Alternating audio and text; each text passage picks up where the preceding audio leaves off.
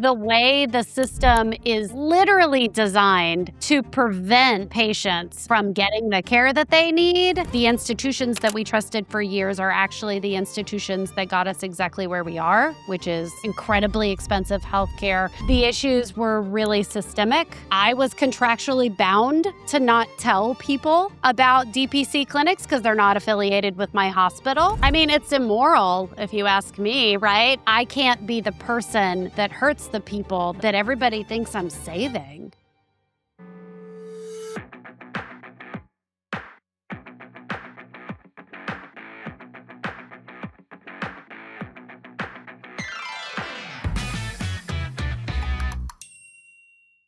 Welcome to Patients Win, the podcast where we flip the script on healthcare. In a system that often feels overwhelming, we're here to share stories, tools, and community showing how patients win. In every episode, we dive into the real-world examples of resilience, expert insights, and breakthroughs that are putting power back into your hands. Whether you're a provider, a patient, a broker, or plan sponsor, this is your home for hope and actionable strategy. I'm Troy Reichert with my business partner, Dr. Jonathan Bushman, and it's time to stop the madness and start winning. Today, we're here with Tiffany Ryder, who has an amazing journey from NFL cheerleader to medicine and now journalism. Welcome to Patients Win. Hey, thanks, Troy. Thanks for having me on. Absolutely, Tiffany. We're happy to have you. Very good. Yeah, thanks so much for being with us here, Tiffany. I've followed you quite some time on LinkedIn.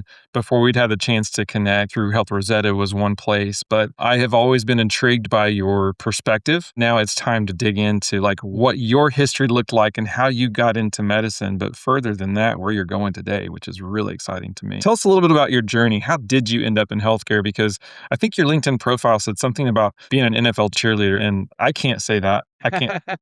So Sometimes I wonder how I got here, how could this happen? But it's funny, the nonlinear stuff that brings you where you are is always sort of the most, influential and an important part anyway. But, I wasn't sure. I actually went to college and sort of started my adult life thinking I was going to go into this communication space. I always really enjoyed taking two people who didn't understand each other well or who thought they were in opposition or taking complex information and being able to distill it and explain it to someone and watch that aha moment where someone learns. That's actually where I thought I was going initially. And I found myself, I got married at 17, very young, obviously, and had gotten pregnant, had a baby. And so I was in college and had been married for a couple of years. And immediately during that early transition of my life, 9/11 happened. And he was in the military. We were in the DC area. And it was devastating as it was for all of us. But as a young mother, it was just completely flipped my world upside down. And the idea of going into a field where it didn't matter if people were sending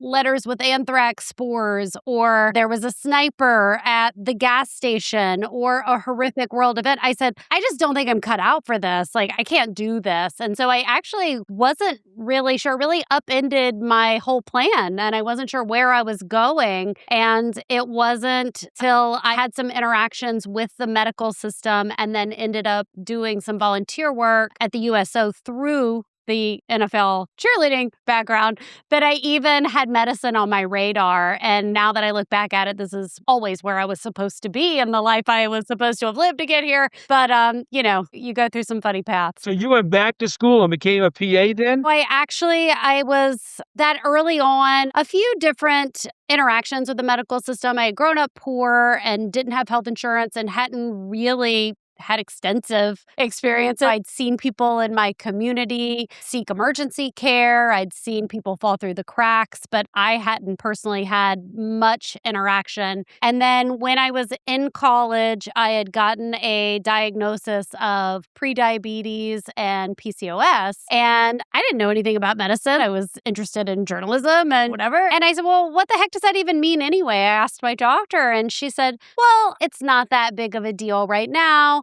It just means that you'll have to just take this medicine. She had given me a prescription for metformin. You'll take this and 5 years, 10 years down the road, a lot of times those people like you actually end up having uncontrolled blood sugars, and then you move into the diabetes realm. But we have medicines for that too. And this is just sort of what you'll have to live with. It's a chronic condition. Sorry, but it's okay. And I said, okay, right? Like I wasn't worried about it. I didn't really know. I said, well, I guess this is what I get. And at the same time, completely unrelated, I had decided that I wanted to do something different. I was sort of not sure where I was going. And I said, oh, maybe I could try out for like a professional dance team. That would be really cool. How do I do that? And I tried out for the Redskins and the Eagles and the Ravens and didn't make any of the teams, didn't make it past the first round, just failed miserably and couldn't figure it out. I had a mentor that I went to and I said, I really wanted to do this, but it's not working out. And she said, well, sweetie, you look really great. Man, you're pretty. But actually, you probably need to lose like 30 pounds. Like, if you want to like have a chance. And I was like, I'm young. I had no idea. And I said, well,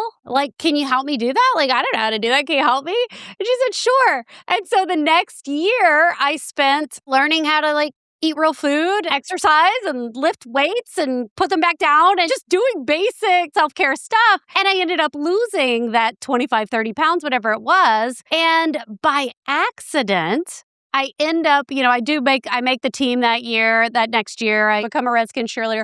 But by accident, I lost my PCOS diagnosis and my prediabetes diagnosis, right? And it was never intentional. But like, I had no idea that this was possible. And that, I think, was like the first time that I ever said, maybe like people that say that they know how life works, like don't really know how life works. And, then I put it in a drawer and it resurfaced 20 years later and it's all very clear how that mattered. That's interesting. And that was before PA school, correct? Yeah. Oh, that was way before school because I didn't know that I was going into medicine at the time. I ended up staying with the Redskins for a couple of years and then moving overseas and continuing to dance in Germany. And I ended up dancing. I kept thinking, oh, it's going to be over soon. And then I'm going to decide what I'm going to be when I grow up. And it just kept happening. And I ended up performing for 10 years. It was over a decade. And it wasn't until I was in Germany and I was at the point, I was in my early 30s, and I just couldn't get out of bed anymore without my knees hurting, my neck hurting, like everything was miserable. I didn't want to go to rehearsal or some event until midnight. I just had enough. And I said, well, I guess it's time to go to medical school. It's time to do something. And that's how I ended up in medicine by way of medical school in Frankfurt and then moved back home and went ahead, finished PA school. Let's stop dancing and go to medical school, huh? Well, it was a little more complicated than that, but essentially that's how it went. So you go through school. Where did you end up coming out? I know you did some ER, but you came through school. Where did your career take you? And what were some of your early experiences then? So I mentioned I started in Germany, and that was really on the path. I was going to be a doctor. And that was the first time that I had to confront this sort of idea of like, well, how does the administration work? How does licensing work? What are all of the rules? What do I really want? And ended up coming back here and saying, I don't really know what specialty I want to go into. I don't really know how exactly I want to help people. And it sounds like if I become a doctor here, then I'm sort of on the path, right? It's going to be a long road. I'm already in my 30s. Like, this is probably not where I want to be. I had gotten my undergrad in exercise science, and then I'd had this experience where I had lost that prediabetes diagnosis. I'd done some research, some clinical research with Johns Hopkins cardiology, and all of that sort of was in this preventative health, sort of like wellness space, but I knew I didn't want to be in the wellness space.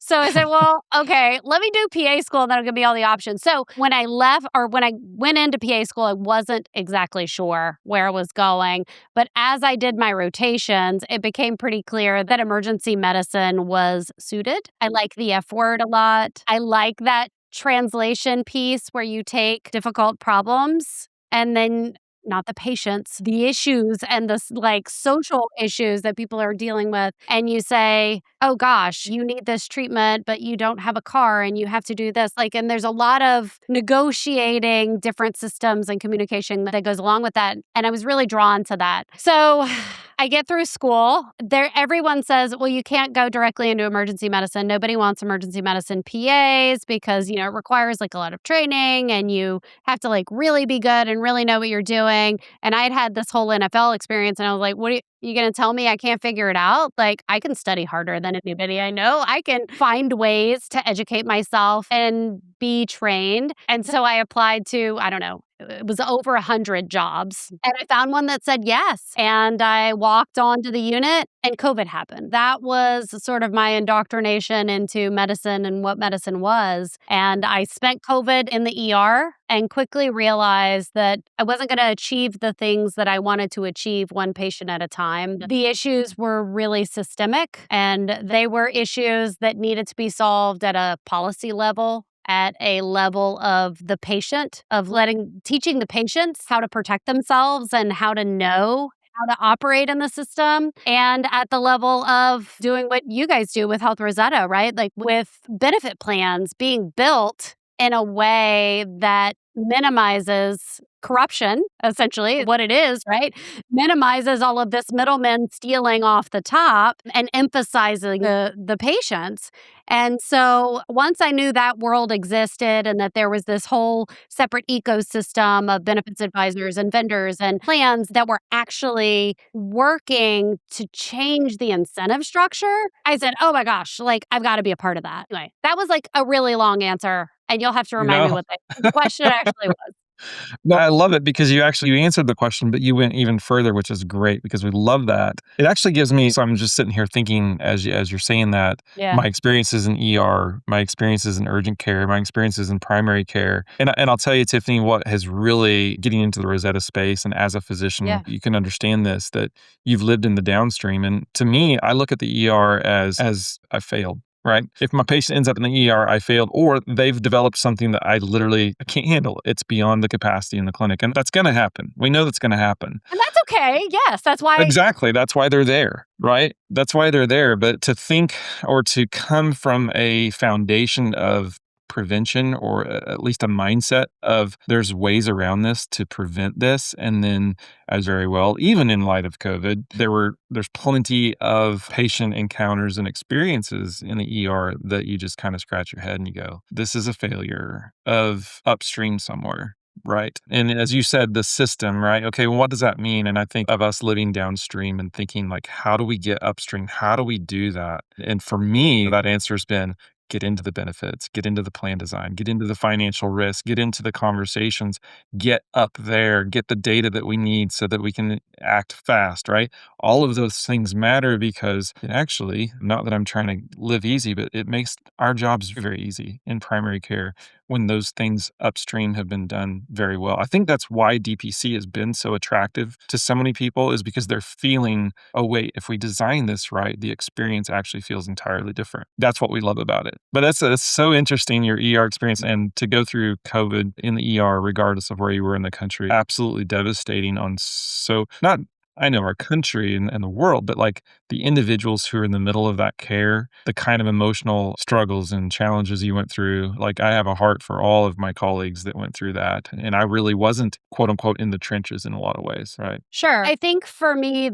I try to talk about it. It's funny because I'm like still processing emotionally all the things that happened even 5 years ago. But really, the thing about it that was so disturbing wasn't actually COVID virus, right? It wasn't that particular thing. It was all of the ancillary weak points that it brought up. It's almost like that was the pressure on the system. And then you just sort of observed where the system broke. And where the system broke was nothing that I was ever going to be able to fix as a clinician. And I think that was the part where I said, I've only got one life to live. I know that I have skills that I can serve my fellow humans with. How can I best use those skills? And once you could see that, I mean, primary care is a great example. One of the things that I'm still very angry about with the COVID situation is that a lot of people died, not necessarily just from COVID, but from normal things. And those people died because they were waiting in waiting rooms for 24 hours, 36 hours before someone saw them. Triage can't do everything. That's why you see the doctor or the clinician, like so that they can pick up on the things that maybe you don't pick up on in registration, right? Thing was such a mess because I was doing nose swabs on people who weren't really sick because they couldn't go back to school or they couldn't go back to work to make money to pay their rent, support their family. I'm not mad at the patients, but why am I doing a nose swab instead of seeing the heart attack patient that I won't find out had a heart attack until 12 hours from now when I finally see the guy, right? So there was a lot of that stuff, like not sick people at the ER because of the issues that we were having in primary care. And there were a lot of uninsured patients, clearly, who don't feel like they have other choices, don't understand the way direct payment arrangements work, don't know what DPC is yet. I was contractually bound to not tell people about DPC clinics because they're not affiliated with my hospital. You know what I mean? There were just like a variety of things in addition to, right, like people saying that we knew things 100% that maybe we didn't know. And then once you realize, like once you start peeling the onion and you start seeing, well, why can't I tell this patient that there's a doctor right there across the street that they could see that's going to cost them a lot less money than they just came and saw me and I don't know anything about your blood pressure medication. Like, I know very little. That's not my job. Once you start seeing the way the system is literally designed to prevent patients from getting the care that they need, it becomes very easy to go down that rabbit hole and start looking deeper and deeper and deeper and realizing that things are not as they should be and that we need to look at this from a different lens. Tiffany, I'd love for you to dig in a little bit more about that whole contractual issue because people don't understand that. They think that, okay, there's medical facility there, there's one there. Why can't I go somewhere? Why can't they tell me where to go? And yet you're contractually bound, like you said, only refer into our system. I can't tell them there's help right across the street. Isn't that so ridiculous? I mean, it's immoral if you ask me, right? And I remember reading it, right? And seeing all the things. And I've had people tell me that it's illegal. I've had people tell me that it doesn't happen. I've seen people say on podcasts or on TV that, oh, that doesn't happen anymore. That's 10 years ago. It's not. It was in my contract. And it hurts people, right? It hurts people. When I have patients coming in with a $5,000 deductible, I have one family that I remember very specifically with this exact thing. The daughter was 16, 17 years old. She had had a fracture, went to like patient first or like an urgent care and paid cash, got a boot. The urgent care center did exactly what we're supposed to do in urgent care, was made sure that it wasn't a life or limb threatening emergency, put the splint on that was going to keep the child okay until she could see ortho. And then the family was supposed to go see orthopedics to get a long-term plan together. Well, the mom tried to make an appointment with the orthopedic surgeon. I have always worked in rural hospitals, and this was in a rural area. So there's like one orthopedic clinic in this town. Tries to make the appointment. They said, oh, what insurance do you have? Oh, I'm sorry, we don't have insurance. The mom shows up to the emergency department. Again, no insurance. And she's like, well, urgent care told me that we needed to be seen within 24 to 72 hours. So can you help me with a long-term plan? And I'm looking at her, I'm like, I'm an emergency medicine PA. Like, I don't know any more than the guy you just saw 3 days ago, but I'm so happy to give you a $3,000 bill now, right? The child had already gotten an additional x-ray because they came in and were triaged, and triage was like, oh, this kid has a fracture and needs to be seen. So all of this testing had happened that really didn't change my management whatsoever because I'm not an orthopedist. I call the orthopedic surgeon to make myself feel better, the one who's on call, and I say, is there anything I can do for this kid? And he's like, no. They need to be seen in the outpatient office, right? So like these are the situations that patients are being met with every single day. And like, why? And the answer is because some contract is saying that it has to be that way. Some receptionist doesn't understand that maybe they can pay cash, The patient doesn't understand that she could have thrown $300 at an orthopedic surgeon outpatient somewhere, and it would have been 10% of the cost of seeing me, who did nothing for her. So I think there's just so much systemic, I'm looking for a word that doesn't start with an F, nonsense. There's so much systemic dysfunction just sort of baked in. And then there's also just a lack of understanding from the patient perspective. From my perspective, I knew because I'm a nerd and I follow people like Troy. Most clinicians don't know that you can pay cash, even though we're clinicians. Like, we don't really get it. And even if I had known a cash pay orthopedic surgery clinic, I would have had to breach my contract in which to share that information. And that whole, I mean, it's like a mild, the kid was fine, I'm sure, right? But this is a big deal. It really is. Gosh, that's one story. I'm sure you have more, and I have a lot of stories of where these patients get stuck in the middle. And I've kind of referenced this before, but again, the patients are supposed to be the ones that we're all advocating for. It's unfortunate when either your employer, a contract, an insurance, some other third party that doesn't exist inside that exam room has had an influence that cost the patient something that was unnecessary. Whether that was money, time, you name it, is so devastating. The trouble is, and I'm sure that you have had this experience or had this experience, is that at some point that tear that you're feeling internally is a little bit much. And okay, what do I do with this? I think your answer to that at some point was, okay, I can't fix this from within. What is it that I do now? Take us to that. Take us to that moment where you had to consider making such an abrupt or massive change in your life. Like, how did you come to that decision, and how did that turn out collegially, professionally, emotionally? Like, how hard was it for you to say, I'm going to turn toward patients and this is what it looks like? It's such a great question. I'm so happy to answer it mostly because as you and I well know, we still have friends in the system suffering, feeling all of the system they're working in. I was talking to a trauma surgeon this morning, actually right before I got on this interview on this call. We were talking about physicians and clinicians and sort of what you have to give up in order to continue working in a system like that. And he said, I don't think people understand that it's not about money. It's not about loss of time. It's not about all of this. It's like you actually have to sell little pieces of your soul to continue to help patients. And this is actually the math that you're doing. And it was certainly the math that I was doing, right? Like,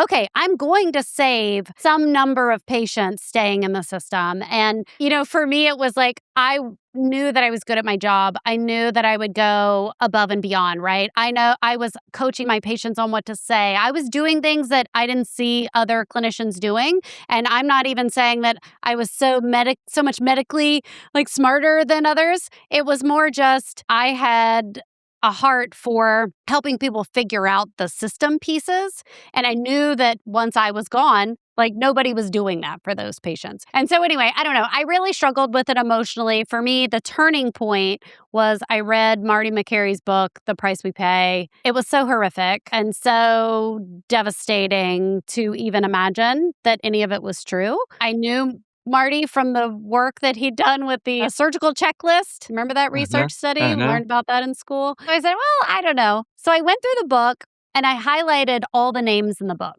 everybody that he mentions, all the companies, all the owners, whatever. And I got on LinkedIn and I started looking these people up. And so I started writing on LinkedIn, writing my stories on LinkedIn, looking these people up, connecting with them, and then just sending them in the little 100-character note that you can say, I just need to know if this is true. I read this crazy book. Is this true? And started getting on the phone with people. And you would be surprised, now that I know who these people are, who actually took these phone calls from this crazy, I was working nights in the ER.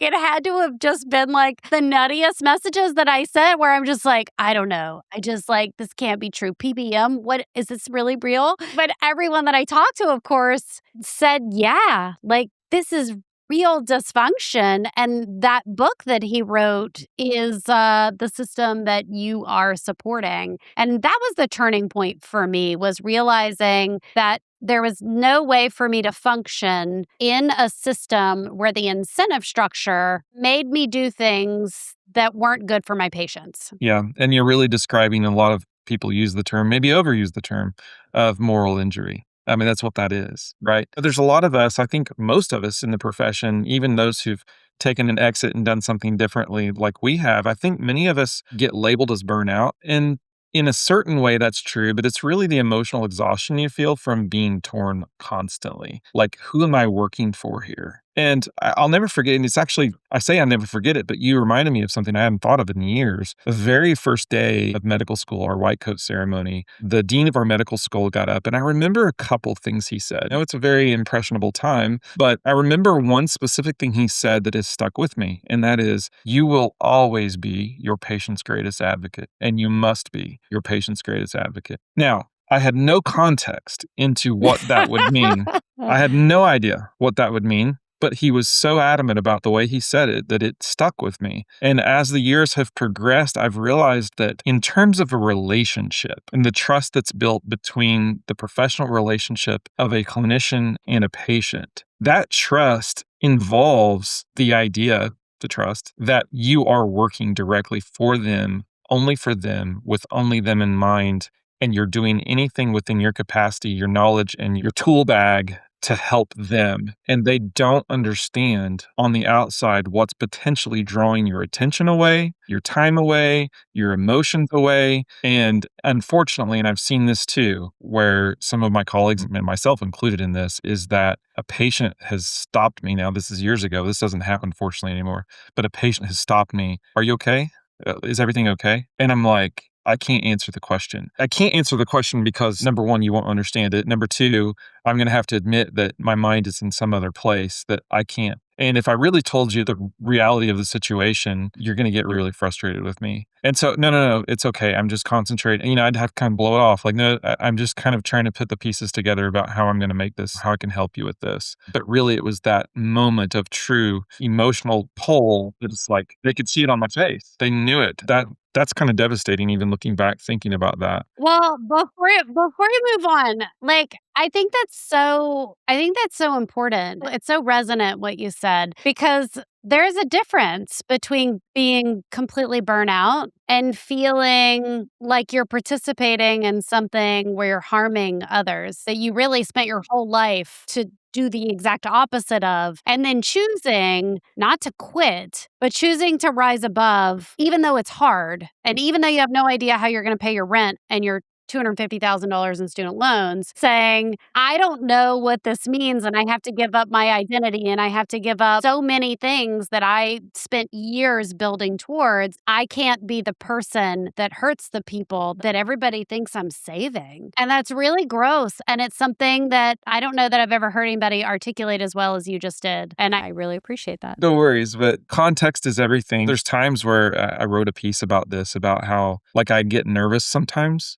being the educator, and you are either there or you will find yourself there mentally, where there's almost a terror of that what you're about to educate or present is going to hurt. In other words, that added context is going to hurt in some way. And I think I have a colleague that just recently joined me in practice, and we've had this discussion about, why am I not out in front of colleagues more? Why am I not pushing this harder in front of colleagues? Now I'll do it I'll do it LinkedIn, we'll do it in the podcast, we'll do it in things like that. Why not in the local community are you pushing that hard? And the reality is, for me, that I'm not looking to create discontent in my friends and colleagues. That's a true statement. And I am so joyful. I'm so joyful. I cannot wait to get up in the morning and do my job. I love it. It does not feel like work to me. I love it. And I wish all of my colleagues had that. Is it practical in the reality of what they're living in? No. And I don't push that in their face. I don't like context, education. And once you start to learn about how things work, and I'm sure you did,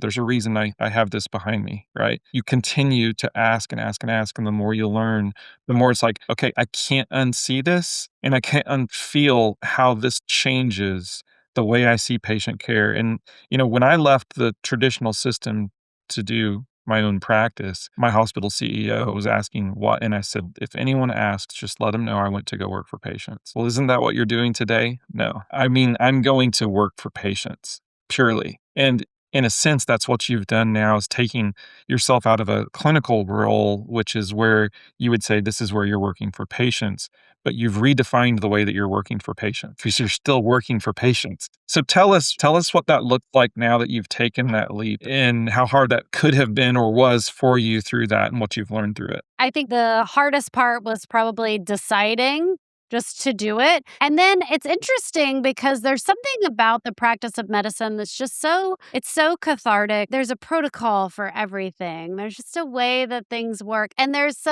comfort in that. And there's this false sense of security. If I follow this protocol, then things will turn out to be the best case scenario, as best as I could predict, which, like, now you look at things, if you've read some of my articles, right, the reproducibility and replication crisis is not really supportive of that. But I think that the general idea is that, and practice feels that way too. Like, okay, I just have to go to work. I have to be super smart and know the things that I know, go there with a big heart ready to serve my patients. And then the people who need help will just magically walk through the door. I will do the best I can for them. And then they will go home and they will live the most like positive, successful version of their life because they met me. Like, this is the fantasy, right? And then you go and you're like, okay, actually, none of that was true. Everything is screwed up. I'm not going to take money that incentivizes me to do bad things or say things I don't believe or any of the reasons that I left the hospital. And then you start realizing that everything is conflicted, right? Who can I take money from? Who can I take money from? And through taking that money, and doing whatever service, know that I'm serving patients. And that's actually a really hard business model to build. Much harder than anything else I've ever done in my life, right? Like, trying to align the incentive structure. So I think that was the hardest part, was is there even an incentive structure that exists that will meet those criteria? And if there's not, then why did I leave the hospital where at least I could hold someone's hand when they were hurting, right? So I think that was the hardest part. And then slowly, I went through several iterations of this. I did some work on educating plan sponsors on fiduciary responsibility in the midst of the J&J lawsuit. Learned all about that and used that translation there. And then I ended up, my first big leap was I started a podcast. Someone asked me to start a podcast, and the sponsor I had was actually a company that I used that works completely outside of our traditional system. And I loved it. And I was like, okay, I'm paying my student loans, paying my mortgage, and the mandate from this company, they were like, look, we don't care. Put an advertisement in the middle of the pod somewhere that has our company stuff. Just talk about how patients can actually advocate for themselves and show up in the healthcare system. Talk about price transparency. Talk about whatever you think is important as a clinician, and we'll pay the bills and just go with that. And so I think that was the first step into, quote, journalism, right? Where I was like, oh, someone will pay me to do the thing that really is all I want to do anyway, which is give people tools to fight back against this garbage and do essentially what Marty did for me through that book. And since then, I've now taken on who are really smart people doing really smart things who don't necessarily have time to, write the op-eds, or who only speak Harvard Business School language, right? And need to be able to translate that to a 40-year-old mother who is trying to, make a medical decision for her child, right? And so I've found there are lots of people doing really amazing things in the health policy space, in the healthcare space, like Health Rosetta advisors, people like you guys, and just in health and healthcare in general, that need getting their message out. And communications is something that I love. That's sort of where I've landed. And now that I'm there, Jonathan, what you said is just so resonant. I just dance around all day.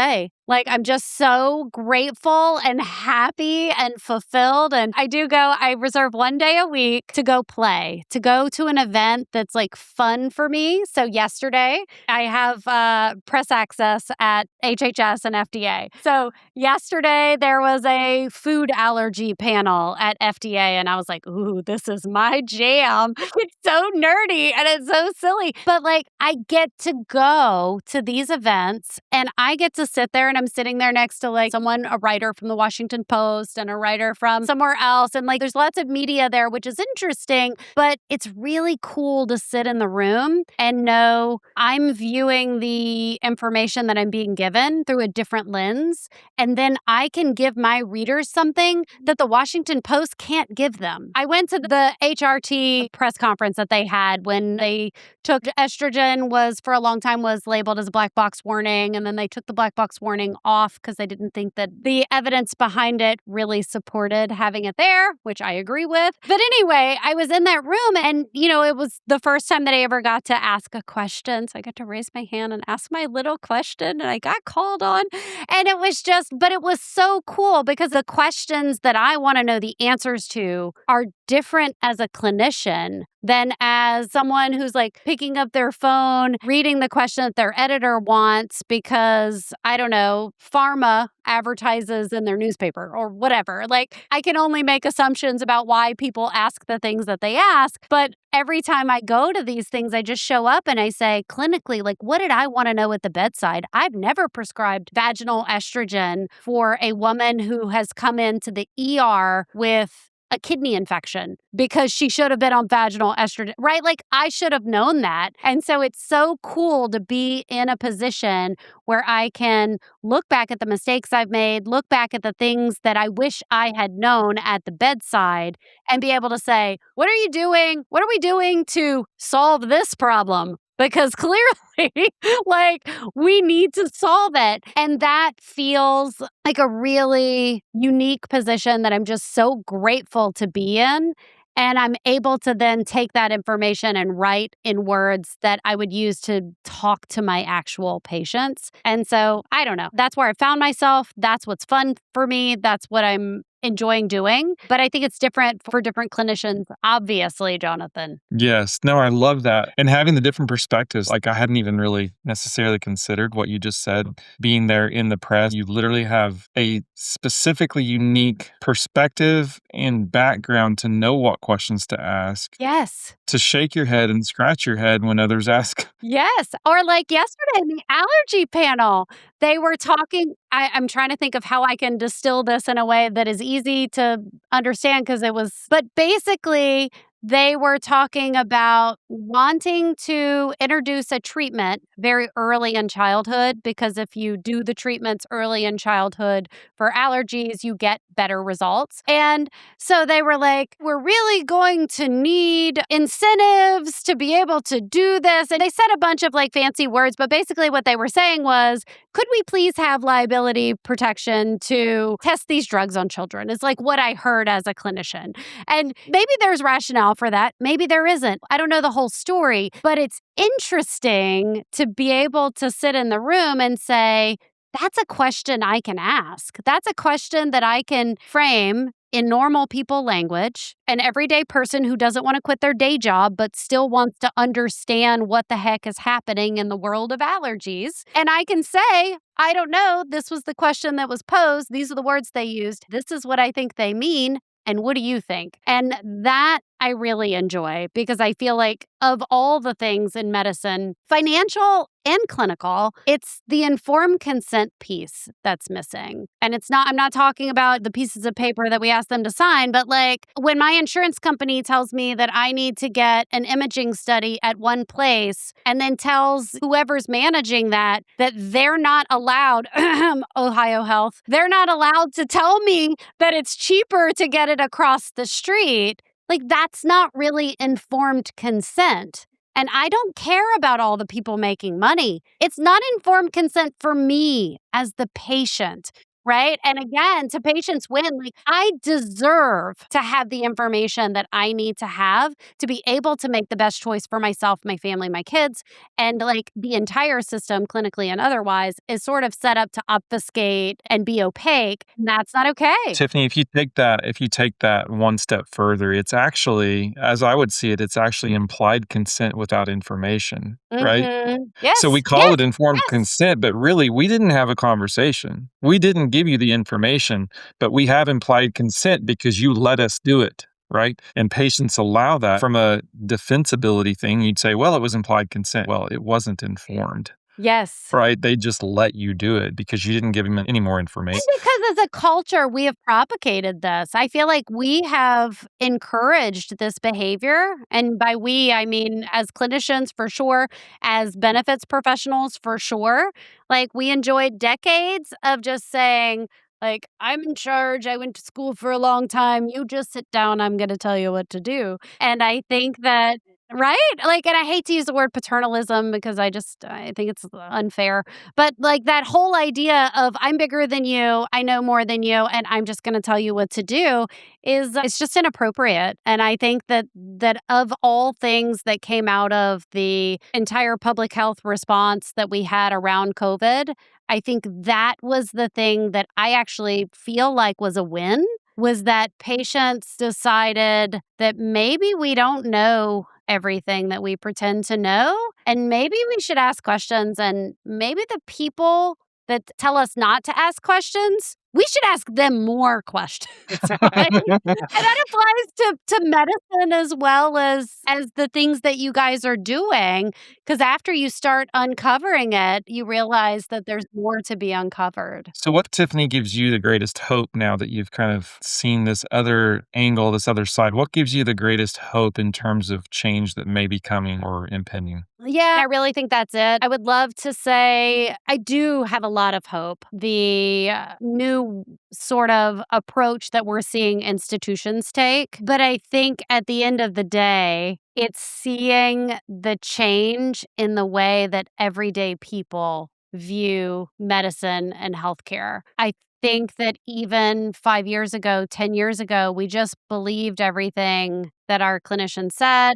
Right? We believed everything the broker said. We just went along to get along. And I think that now, because of new media, like podcasts, things like that, independent media, I write on Signal and Noise. Online, but like an independent platform. I'm not tied to advertising from all of these different areas. And so while that has problems, because we could be on this podcast saying some crazy stuff that's like completely disconnected from reality, it also has a lot of really huge advantages in that the cure for misinformation is more information. And I think that the more that patients are exposed to differing ideas and differing perspectives and realize that the institutions that we trusted for years are actually the institutions that got us exactly where we are, which is incredibly expensive healthcare. So many, a chronic disease epidemic with 80% of like Americans can't join military service. Like this is what trusting everyone else did. Maybe you don't know the answers. I know I sure as heck don't know all the answers, but I know that you don't either. Right. And I know that it's like my job to engage in a dialogue and try to get to the best place. And that is what brings me, I think, the most hope is because as people sort of look in and they say, well, I don't know everything. You don't know everything, but we got to start somewhere. I think that puts us in a more empowered place and not just clinically, not just, am I going to take this GLP or not, but also, well, my doctor wants me to get this x-ray. Maybe I should ask, like, what's going to happen if I don't get it? And then if I decide, okay, well, that makes sense to me. I do want to get it. Maybe I should ask, like, well, does that hospital system benefit from me getting it there versus going somewhere? I just think that, like, people are becoming aware of more options, and that can only lead to advancement and better health and better choices. Well, so I'm going to challenge you with this, but you're probably already there, Tiffany, which is we both are blessed to be able to be right in our lane and enjoying what we're doing. But if you really dig into it like we have today, you start to realize what the heart of your mission in your work is. And it's it goes back to why we're here in the first place. And the reason this podcast exists is because we want to make sure that patients win. That is ultimately what drives us. Everything about it, it's like the people that we are here to serve deserve the work that we're doing. And it gets me up every day and it gives me the energy I need. And there's nothing that's going to stop me because I know that that's continually my efforts. And that's continually the mission that I have in front of me. So love the work that you're doing. I've been intrigued by watching and following as you've stepped outside of the exam room and into the public forum. That's Yeah. pretty remarkable. And I know you're going to do great things. You're already doing great things. I'm a little jealous. I would love to be there, be doing the same thing with you. You can be at some point. Welcome to come along.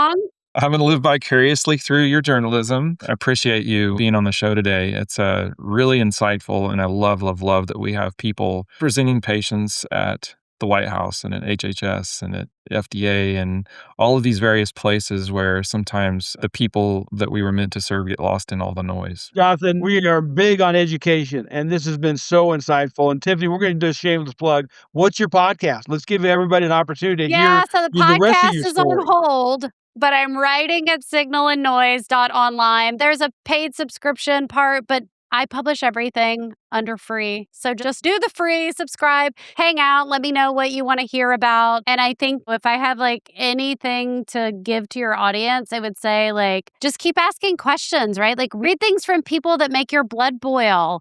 And then Yes. read things from people that make you nod along. Like this is, I think, the way. And I think the more that we do that, the more that we're going to figure this out. And I do think we're going to figure it out. I really do. Very good. Well, I wanted to highlight two quotes from today just for our audience.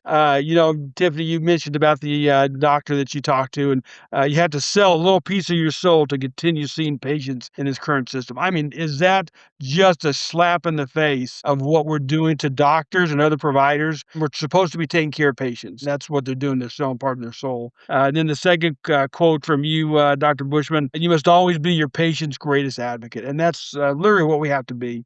Educating people, helping them understand the system, and going forward from there. Tiffany, thank you so much for being our Thank guest today. you. We appreciate you joining Patients Win. And this is the podcast where healthcare gets real. We bring you the voices, stories, and strategies that are changing how healthcare is delivered, paid for, and experienced.